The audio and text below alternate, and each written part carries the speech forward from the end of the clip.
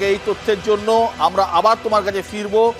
গোটা দেশে এই মুহূর্তে যা পরিস্থিতি, তাতে বিজেপি নেতৃত্বাধীন এনডিএ হালকা এগিয়ে রয়েছে, পিছন পেছন দৌড়চ্ছে ইন্ডিয়া জোট, খুব একটা পিছিয়ে নেই। যা পরিস্থিতি, একা 272-এর ম্যাজিক সংখ্যা বিজেপি ছুঁতে পারা কিন্তু প্রায় কঠিন বলেই মনে হচ্ছে। 245টা আসনে বিজেপি এগিয়ে আছে, অর্থাৎ ম্যাজিক ফিগার অনেকটাই দূর। এবং সব মিলিয়ে একটা জিনিস দেখা যাচ্ছে যে ছোট ছোট রাজনৈতিক দল, আঞ্চলিক রাজনৈতিক শক্তি, একমাত্র মমতা বন্দ্যোপাধ্যায় এবং স্ট্যালিন ছাড়া কেউই কিন্তু দাঁড়াতে পারছেন না। তামিলনাড়ুতে স্ট্যালিন, তারপর দেখা যাচ্ছে কেসিআর তেলেঙ্গানায় নিশ্চিহ্ন হয়ে যাচ্ছেন, অন্ধ্রে জগনমোহন রেড্ডি ওয়াইএসআর কংগ্রেস নিশ্চিহ্ন হয়ে যাচ্ছে। মহারাষ্ট্রের চিত্র এখন আমি পাইনি, মহারাষ্ট্রের চিত্র আসলে বলবো। হ্যাঁ, এবং কেরলে মহারাষ্ট্রের চিত্র এনডিএ 20, ইন্ডিয়া 27, অর্থাৎ শরদ পাওয়ার কংগ্রেস এবং উদ্ধব ঠাকরে 27। আমাকে একটু আরো ব্রেকআপটা দেখাও যে এখানে শরদ পাওয়ার কটা, উদ্ধব ঠাকরে কটা, এদিকে একনাথ শিন্ডে কটা, এদিকে বিজেপি কটা, এবং এদিকে অজিত পাওয়ার কথা। কেননা দুই দলের কাছে প্রতীক নেই, কিন্তু উদ্ধবের কাছেও প্রতীক নেই। বালা সাহেব ঠাকরের প্রতিষ্ঠা করা শিবসেনা ভেঙে দু টুকরো হয়ে গেছে। এনডিএ গতবারের তুলনায় প্রায় 10টি না আরো বেশি কম হবে মনে হচ্ছে, আরো বেশি কম আছে এনডিএ। অর্থাৎ মহারাষ্ট্রে কিন্তু ব্যাপকভাবে আসন কমছে। বিহার একবার দেখব, বিহারের চিত্র কিন্তু একবারও দেখিনি, একবার বিহারের চিত্র দেখব। বিহারের কি অবস্থা এই মুহূর্তে? পার্টি ওয়াইজ রেজাল্ট, বিজেপি 250টায় এগিয়ে, কংগ্রেস 93টায় এগিয়ে, সমাজবাদী পার্টি 29টায় এগিয়ে, তৃণমূল কংগ্রেস 27টায় এগিয়ে, ডিএমকে 20তে এগিয়ে, শিবসেনা 7, এনসিপি অর্থাৎ এনসিপি হচ্ছে শরদ পাওয়ারের এনসিপি 8টায় এগিয়ে, উদ্ধব ঠাকরের এগিয়ে 9টি আসনে, টিডিপি এগিয়ে 14টি আসনে, জেডিইউ এগিয়ে 15টি আসনে, অর্থাৎ জনতা দল ইউনাইটেড এরা কিন্তু রয়েছে ইয়ের সাথে। আরজেডি কোথায়? আরজেডি দেখতে পাচ্ছি না। আরজেডি একবার দেখাও। আরজেডি কি আমরা পাবো না? আরজেডি দেখাও একবার। আরজেডি একটা আঞ্চলিক দল, আরজেডির অবস্থা কি? চন্দন আছেন আমার সাথে। চন্দন, আপনাদের কিছু একটা প্রশ্ন করব। পশ্চিমবঙ্গে আপনার, হ্যাঁ, এখানে আরজেডি 6টি আসনে এগিয়ে আছেন, অর্থাৎ বিহারে কিন্তু বিজেপি ভালো ফল করছে, আরজেডি কিন্তু বিহারে অত ভালো ফল করতে পারছে না। যতটা ভাবা গিয়েছিল যে বিহারে আরজেডি কংগ্রেস জোট বিরাট ভালো ফল করবে, সেই ফল কিন্তু আরজেডি কংগ্রেস জোটের হচ্ছে না। বিহারে কিন্তু খুব ভালো ফল করছে বিজেপি এবং নীতিশ কুমারের নেতৃত্বাধীন এনডিএ। আমি চন্দনের কাছে আসবো। পশ্চিমবঙ্গে আপনারা নিশ্চিহ্ন হয়ে গেছেন, পশ্চিমবঙ্গে আপনাদের কোনো আসন নেই। এবার কেরল থেকেও আপনারা নিশ্চিহ্ন হতে চলেছেন, তার কারণ কেরলে আপনাদের সরকার আছে, পিনারাই বিজয়নের সরকার আছে, তা সত্ত্বেও কেরলে মাত্র 1টি আসনে আপনারা এগিয়ে আছেন। দেখুন বিশ্ববাবু, এখনো পর্যন্ত যা রেজাল্ট আমাদের সামনে এসছে তাতে 3 থেকে 4 রাউন্ড গণনা হয়েছে, এখনো বিস্তর বাকি আছে। ফলে এখনই এরকম আপনার এক্সিট পোলের মতো আশঙ্কা করার কিছু নেই। কারণ আপনি যে কলেজে পড়তেন ওই কলেজের দূরেই হেদুয়া পার্কের তলায় একজন টিয়া পাখি নিয়ে বসতেন, নিশ্চয়ই মনে পড়ে। তো অনেকটা খানিকটা ওই রকমই হচ্ছে আর কি ব্যাপারটা। ফলে এই মুহূর্তে আপনি যে কমেন্ট করলেন ওই টিয়া পাখি আলার মতো আমি ওটাই বিশ্বাস করছি না। এলডিএফ এর রেজাল্ট নিশ্চিতভাবে ইউডিএফ এর বেশি হবে, কারণ এর আগের 2004-এর নির্বাচন, তার আগের লোকসভা নির্বাচনগুলো আমরা দেখেছি যে এরকম ধরনের রেজাল্ট কেরালাতে হয়। এবং পশ্চিমবাংলায় যে সিটটার মধ্যে এখনো পর্যন্ত এগিয়ে পিছিয়ে আগু পিছু চলছে মুর্শিদাবাদে, এখনো বেশ কিছু রাউন্ডের গণনা বাকি আছে। ফলে দেখা যাক শেষ অবধি কি দাঁড়ায়। চন্দনবাবুকে আমি অনুরোধ করবো এবং আমার পিসিআরকে বলো চন্দনবাবুকে সন্ধে অবধি রেখে দেওয়ার জন্য, কারণ সন্ধে অবধি আমি চন্দনবাবুর দেখবো। তার কারণ আমি রেখে দেবো, তার কারণ আমি দেখতে চাই চন্দনবাবু সন্ধেবেলায় একই কথা বলেন কিনা।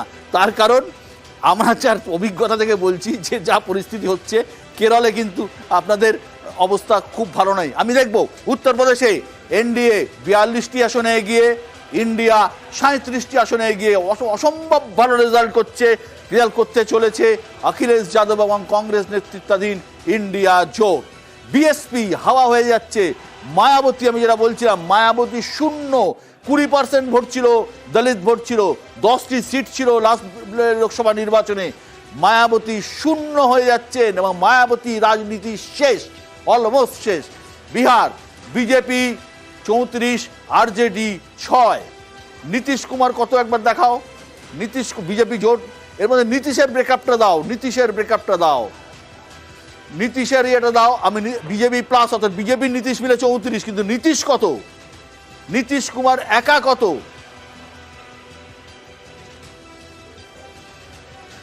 নীতিশ কুমার একা 15। অনেক ভালো রেজাল্ট করছেন নীতিশ কুমার, মানে খুব সামান্য ভোট শতাংশ রয়েছে নীতিশ কুমারের, অনেক অনেক ভালো রেজাল্ট করছেন নীতিশ কুমার। নীতিশ কুমার জেডিইউ 15টা, হ্যাঁ 15টা, অনেক ভালো রেজাল্ট করছেন নীতিশ কুমার। কারণ নীতিশের 15টা আসন পাওয়ার কথা নয় যদি একা না লড়তেন। নীতিশ কুমার খুব সঠিক সিদ্ধান্ত নিয়েছেন বিজেপির সাথে চলে যাওয়ার জন্য। একা লড়লে নীতিশের পক্ষে 3 থেকে 4টি আসন পাওয়া সম্ভব ছিল না। কংগ্রেস 93টি আসন, কংগ্রেস কিন্তু দারুণ রেজাল্ট করছে, আশাতীত ভালো রেজাল্ট করছে কংগ্রেস। আমাদের মনে রাখতে হবে 2004 সালে কংগ্রেস যখন ক্ষমতায় এসেছিল, কংগ্রেস নেতৃত্বাধীন ইউপিএ জোট, সেই সময় কংগ্রেসের আসন সংখ্যা ছিল 145টা। কংগ্রেস কি 100-র গন্ডি ক্রস করবে, ট্রিপল ডিজিটে যাবে? বিহারে একটি আসনে সিপিআই এগিয়ে আছে, আমি খবর পাচ্ছি। একটি আসনে সিপিআইএমএল 2টো আসনে এগিয়ে আছে। হ্যাঁ, গতবার তাই ছিল। তার কারণ একটা ঘটনা হচ্ছে, তোমরা যদি আপনারা যদি জানেন তাহলে সেটা হচ্ছে বিহারে কিন্তু গত বিধানসভা নির্বাচনে সিপিআইএম দীপঙ্কর ভট্টাচার্যের নেতৃত্বাধীন সিপিআইএমএল অনেকগুলি আসনে জয়ী হয়েছিল। তারা কিন্তু প্রায় 9টির বেশি আসনে জয়ী হয়েছিল। অর্থাৎ পশ্চিমবঙ্গে মমতা বন্দ্যোপাধ্যায় এবং তামিলনাড়ুতে স্ট্যালিন এবং কিছুটা নীতিশ কুমার ছাড়া অলমোস্ট, মধ্যপ্রদেশ আসবো, মধ্যপ্রদেশে 29টা সিটে গিয়ে বিজেপি। অর্থাৎ এখানে কিন্তু সরকার বদলের পরেও, মুখ্যমন্ত্রী বদলের পরেও কিন্তু এখানে কোনো এফেক্ট নেই। শিবরাজ সিং চৌহান তিনি প্রাক্তন হয়ে গেছেন, কিন্তু মধ্যপ্রদেশে বিজেপি এগিয়ে রয়েছে। গতবার কংগ্রেস একটি আসন পেয়েছিল ছিন্দওয়াড়া থেকে জয়ী হয়েছিলেন নকুল নাথ, কমলনাথের ছেলে, প্রাক্তন মুখ্যমন্ত্রী, কিন্তু সে আসনও কিন্তু কংগ্রেস এবারে পাচ্ছে বলে মনে হয় না। রাজস্থানে আক্ষরিক অর্থেই কাঁটে কি টক্কর, বিজেপি 13, কংগ্রেস 12। অর্থাৎ এখানেও সরকার বদল হয়েছে, মুখ্যমন্ত্রী বদল হয়েছে, কিন্তু লড়াই 50-50। অর্থাৎ রাজস্থানে বিধানসভা ভোটের পার্সেন্টেজের ব্যবধান ছিল 1%, সেই 1% ব্যবধান কিন্তু কমে এসেছে, এবং 13 এবং 12 বিজেপি গতবার 25টাই সিট ছিল গত নির্বাচনে। হিন্দি হার্টল্যান্ড একবার পুরোটা দেখাও। Hindi heartland Chhattisgarh BJP 9, Congress 2। Chhattisgarh BJP 9। এখানে আদিবাসী ভোট কিন্তু কংগ্রেসের কাছ থেকে সরে গেছে। এবার বিজেপি কিন্তু ছত্তিশগড়ে ভালো রেজাল্ট করছে। Delhi BJP 1, India 1। ইন্ডিয়া 1 কে কংগ্রেস না আপ, এটা আমাকে জানাতে হবে। ইন্ডিয়া কংগ্রেস না আপ? চাঁদনি চকে কংগ্রেস। আচ্ছা, চাঁদনি চক কেন্দ্রে কংগ্রেস একটি সিটে এগিয়ে রয়েছে, বিজেপি 6টি। অর্থাৎ আপ কিন্তু কিছু করতে পারছে না। পাঞ্জাব দেখাও একবার, পাঞ্জাব কি অবস্থা? পাঞ্জাব আপ 3, কংগ্রেস 6, শিরোমণি অকালি দল 2 এবং বিজেপির অবস্থা 6। এখানে এটাই হওয়ার ছিল, এটাই হচ্ছে। অর্থাৎ এখানে আপ এবং কংগ্রেসের মধ্যে সরাসরি লড়াই। হরিয়ানাতে সরকার সংখ্যালঘু হয়ে গেছে, তার এফেক্ট কিন্তু এখানে দেখতে পাচ্ছি। বিজেপি 4টে, কংগ্রেস 5টা, আপ 1টা। অলরেডি হরিয়ানায় সরকার সংখ্যালঘু,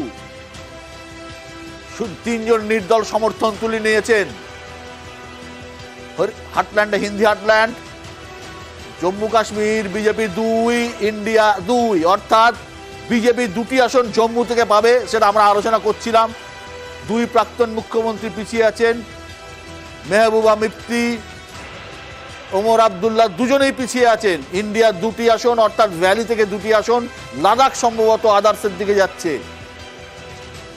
আসামের অবস্থা দেখব, আসামের অবস্থা দেখব। 14টি seat, Congress 4, BJP 10। Congress 4, BJP 10টি সিটে এগিয়ে রয়েছে আসামে। ওড়িশাটা একবার দেখাও। ওড়িশার চিত্রটা অনেক দেখতে পাচ্ছি না। ওড়িশার চিত্রটা একবার দেখাও, গোটা ওড়িশার চিত্র একবার দেখাও। BJD 2, BJP 18। দুর্দান্ত ফল করছে বিজেপি ওড়িশাতে, দুর্দান্ত ফল করছে। কিন্তু আমাকে প্লিজ একবার জানাও, আমাকে দেখাও যে ওড়িশাতে একই সঙ্গে বিধানসভা নির্বাচন হচ্ছে, তাহলে এর এফেক্ট কি বিধানসভাতে গিয়েও পড়ছে? বিধানসভার কি হচ্ছে, বিধানসভার কাউন্টিং এর কি রেজাল্ট? BJD 2, BJP 18। বিধানসভা নির্বাচনের প্রভাব কি? বিধানসভা, প্লিজ আমাকে দেখাবে 64টি কার?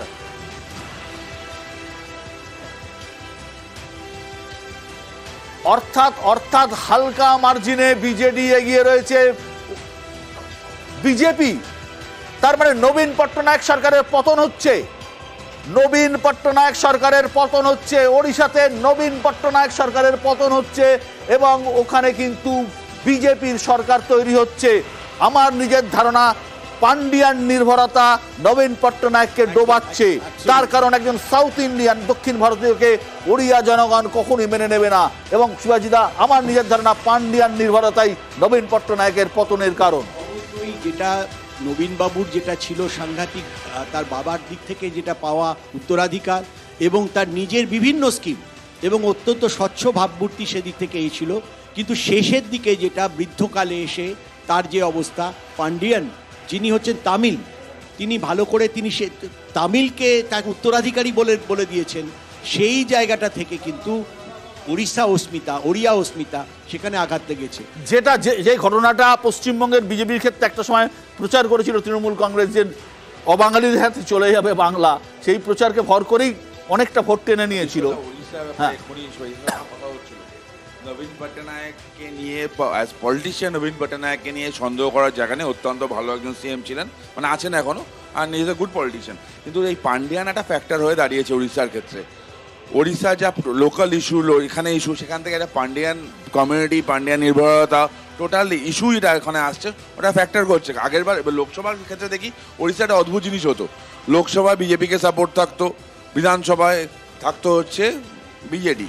কিন্তু এখানে এইবার সিচুয়েশনটা পাল্টাচ্ছে, পুরো দেশে ন্যারেটিভটা চেঞ্জ হচ্ছে আস্তে আস্তে। এই ব্যাপারটা মানুষ মানে চেঞ্জ করতে চাইছে, যেটা বেটার গভর্নমেন্ট, বেটার জায়গা, বেটার পজিশন। আমরা একটু ব্রেকআপটা কি পেতে পারি ওড়িশাতে বিধানসভাতে কি রকম ব্রেকআপটা?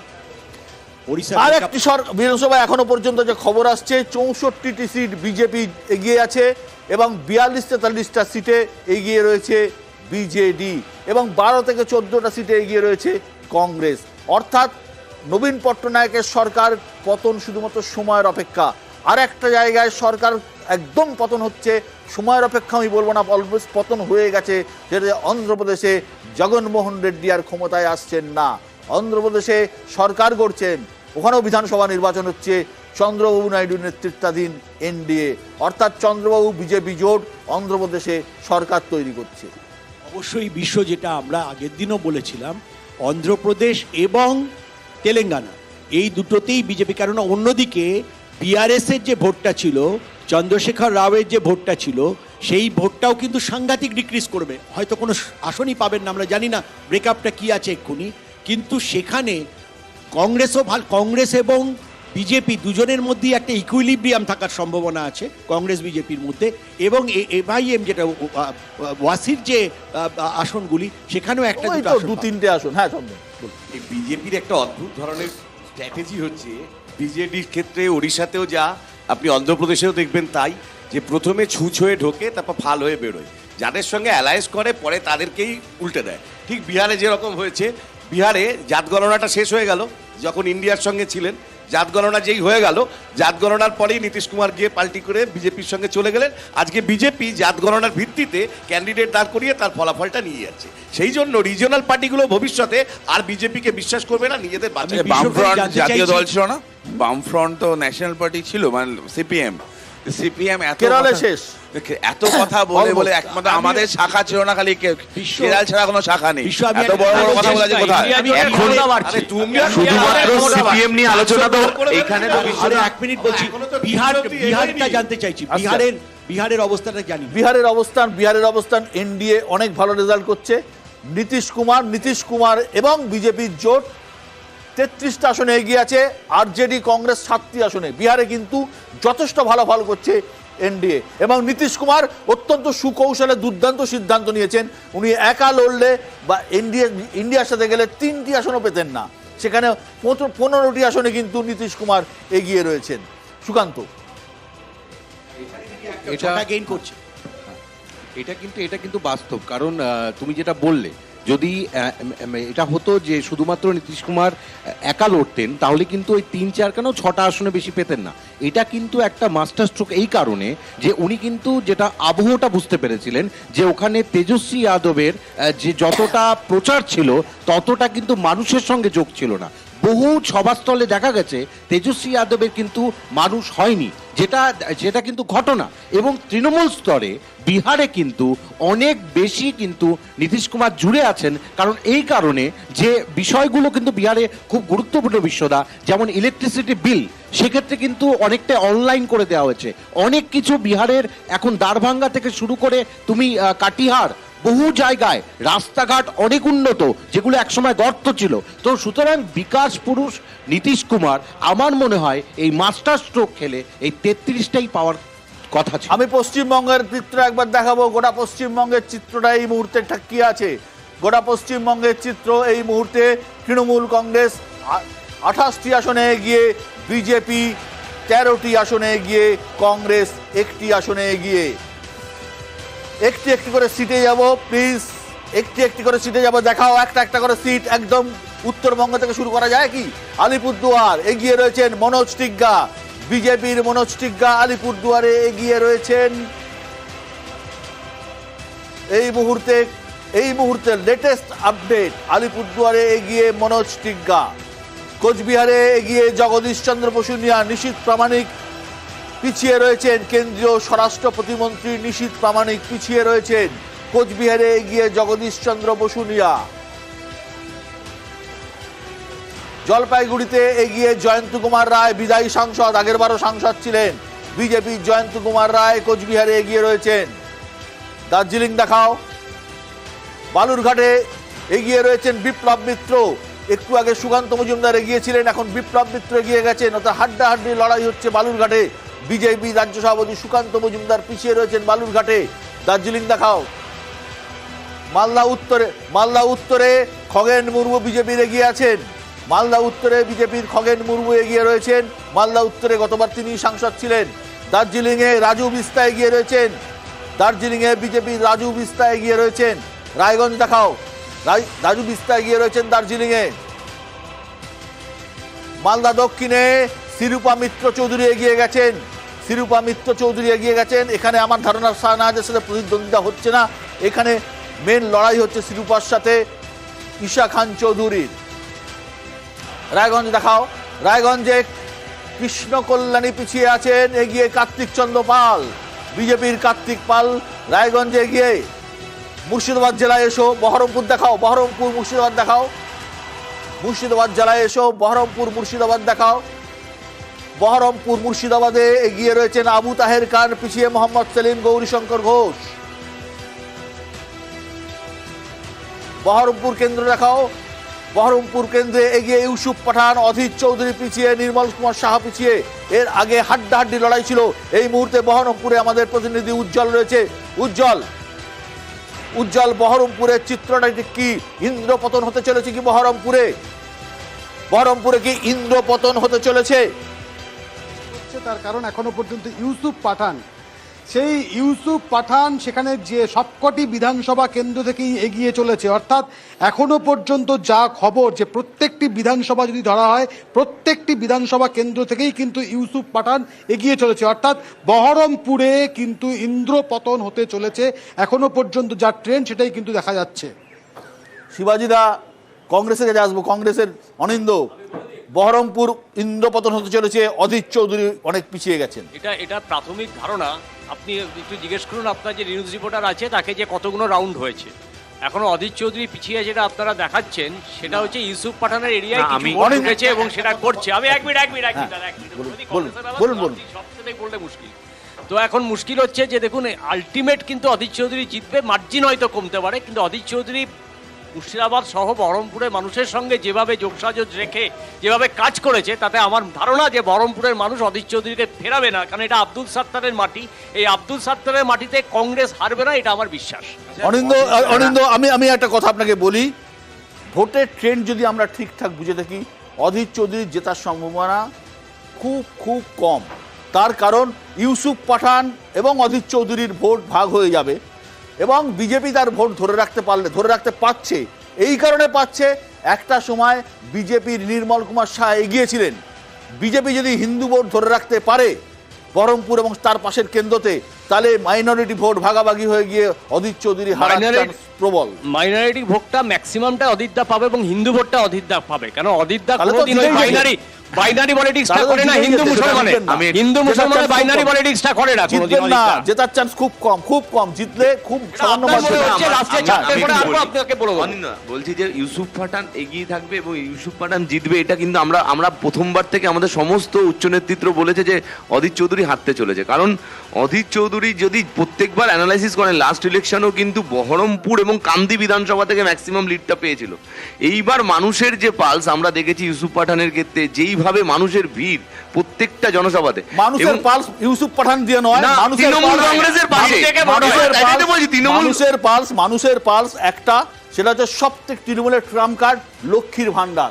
এই ট্রাম্প কার্ডেই তৃণমূলের ডেফিনেটলি শুধুমাত্র দাদা লক্ষ্মীর ভান্ডার তো আছেই, লক্ষ্মীর ভান্ডার তো আমরা বলছি লক্ষ্মীর ভান্ডার আছে, লক্ষ্মীর ভান্ডার ছাড়া অন্যগুলো নেই, কন্যাশ্রী নেই, রূপশ্রী সে তো নেই, আছেই। আমি লক্ষ্মীর তার সাথে ভান্ডারে লক্ষ্মীর এবারে ভান্ডার 1000 তো টাকা definitely। লক্ষ্মীর ভান্ডার। তার সাথে অধীর চৌধুরী ওখানে দাঁড়িয়ে নদী ভাত রোধনের জন্য মানে আটকানোর জন্য বা ফারাক্কা মানে প্রকল্পের জন্য একবারও সংসদে দাঁড়িয়ে বলেনি।